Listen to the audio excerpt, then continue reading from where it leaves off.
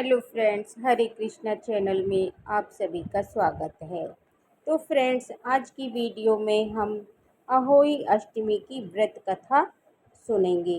तो फ्रेंड्स, जहाँ पर भी हम कथा सुनेंगे वहाँ पर सबसे पहले साफ कर लेंगे और उसके बाद में हम स्वास्तिक का चिन्ह बना लेंगे।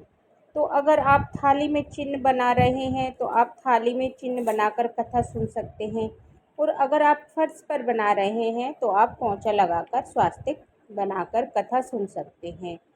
तो फ्रेंड्स, अहोई अष्टमी माता की कथा जब आप कैलेंडर लगाते हो और पूजा करते हो तो वहाँ पर भी सुन सकते हैं। तो फ्रेंड्स, अहोई अष्टमी माता की कथा आप एक साथ सारी महिलाएं ग्रुप में इकट्ठी होकर भी कथा सुन सकती है। तो अहोई अष्टमी माता की कथा आप कहीं भी सुन सकते हैं, आप मंदिर में भी ये सुन सकते हैं। उसके बाद में फ्रेंड्स, यहाँ पर मैंने स्वास्तिक का चिन्ह बना लिया है और मैं गणेश जी को विराजमान कर दूँगी और हम गणेश जी की भी पूजा कर लेंगे। फ्रेंड्स, उसके बाद में हमने यहाँ पर एक शुद्ध जल का लोटा ले लेंगे और उसके बाद में हम अपने सीधे हाथ में गेहूं के दाने लेंगे और हम लोग कहानी शुरू करेंगे। तो फ्रेंड्स, एक बार साहूकार था। तो एक साहूकार था, उसके 7 बेटे और 7 बहू और एक बेटी थी। तो उसके घर में लिपाई पुताई का काम चल रहा था। अहोई अष्टमी के दिन सातों बहुएं इकलौती ननद के साथ जंगल में मिट्टी लेने के लिए चली गई। तो वहाँ पर साहू माता की मांग थी। मिट्टी खोदते खोदते समय ननद के हाथ से खुदाली साहू माता के बच्चे को लग गई और वह तुरंत मर गई। इससे साहू माता नाराज़ हो गई और बोली, मैं तो तेरी कोख बांधूंगी। तब ननद सातों भाभियों से बोली कि तुम में से कोई अपनी कोख बंधवा लो। तो 6 भाभियों ने कोख बंधवाने से इनकार कर दिया और एक भाभी, छोटी वाली भाभी ने सोचने लगी, यदि मैंने कोख नहीं बंधवाई तो सासू जी नाराज़ हो जाएंगी। यह सोचकर ननद के बदले अपनी कोख बंधवा ली। इसके बाद छोटी बहू के जो बच्चा होता वो 7 दिन में होते ही मर जाता। एक दिन उसने पंडित जी से बुलाकर पूछा कि मेरी संतान क्यों मर जाती है, इसके लिए मैं क्या करूं। तब पंडित जी ने बताया कि तुम गाय की सेवा करो। गाय साहू माता की भायली है, वह को खुलवा देगी, तभी तुम्हारा बच्चा जिएगा। अब वह सुबह सुबह उठती और उठकर गाय के नीचे साफ सफाई करके आती। गाय के एक पैर में चोट लगी हुई थी। तो गौ माता ने सोचा कि हर रोज़ कौन है जो मेरी सेवा कर रहा है, मैं आज देखूंगी। तो गौ माता सुबह सवेरे उठी और क्या देखती है कि साहूकार के बेटे की बहू आकर साफ सफाई कर रही है। तो गौ माता बोली, बहू तुम क्या मांगना चाहती हो, जो मांगो। साहूकार की बहू ने बोली कि माता, साहू माता तुम्हारी भाईली है और उन्होंने मेरी कोख बांधी है, मेरी कोख खुलवा दो। तो गौ माता ने कहा, अच्छा साहू माता के यहाँ चलेंगे तो तू मेरे साथ चलना।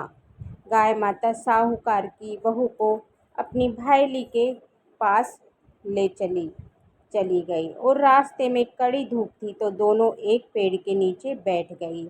तो थोड़ी देर में ही वहाँ पर एक सांप आया और उस पेड़ पे रह रहे गरुड़ पंखनी के बच्चे को डसने लगा। तो साहू की बहू ने सांप को डाल के नीचे दबा दिया और बच्चे को बचा लिया।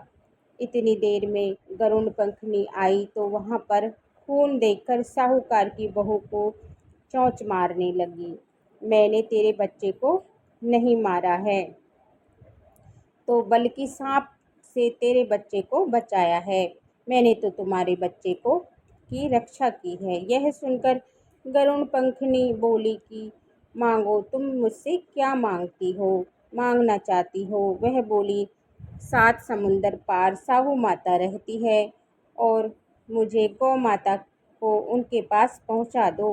गरुण पंखनी अपने पंखों पर दोनों को बिठाया और साहू माता के घर पहुंचाया। साहू माता उन दोनों को देखकर बोली, आओ बहन, बहुत दिनों में आई हो। बातें करते करते साहू माता ने भी कुछ नहीं कहा। बहन, मेरे सिर में जुएं पड़ गई है। तब गाय के कहने पर साहूकार की बहू ने उसके सिर में जुएं निकाली।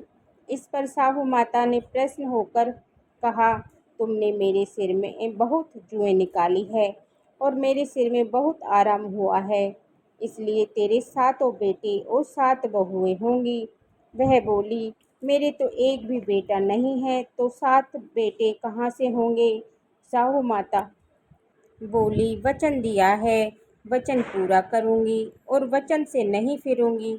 साहूकार की बहू बोली, मेरी कोख तो तुम्हारे पास बंधी पड़ी है। यह सुनकर साहू माता बोली, तूने तो मुझे ठग लिया। मैं तेरी कोख खोलती हूँ तो नहीं, पर अब खोलनी पड़ेगी।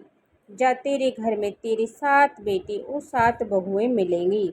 तू जाकर 7 उद्यापन करेगी और अहोई अष्टमी के दिन 7 माता बनाकर 7 कढ़ाई करेगी।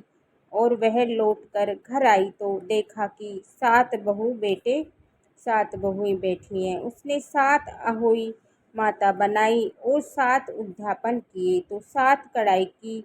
और शाम के समय जेठानी ने आपस में कहने लगी कि पूजा कर लो, कहीं छोटे बच्चों को याद करके रोने ना लगे। थोड़ी देर में उन्होंने अपने बच्चों से कहा कि देखो, चाची के घर देखकर आओ, आज रोने की आवाज़ क्यों नहीं आई। बच्चों ने आकर कहा कि चाची तो अहोई बना रही है, खूब उद्यापन हो रहा है।